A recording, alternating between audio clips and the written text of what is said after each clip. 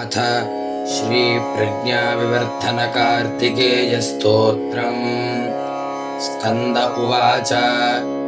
योगीश्वरो महासेनः कार्तिकेयोऽग्निनन्दनः स्कन्दः कुमारस्येनानीः स्वामी शङ्करसम्भवः गाङ्गेयस्ताम्रचूडश्च ब्रह्मचारी शिखिध्वजः तारकारिरुमापुत्रः क्रौञ्चारिश्च षडाननः शब्दब्रह्मसमुद्रश्च सिद्धः सारस्वतो गुहः सनत्कुमारो भगवान् भोगमोक्षफलप्रदः शरजन्मागणाधीश पूर्वजो मुक्तिमार्गकृत् सर्वागमप्रणेता च वाञ्छितार्थप्रदर्शनः 28 नामानि मदीयानीति यः पठेत् प्रत्यूषे श्रद्धया युक्तो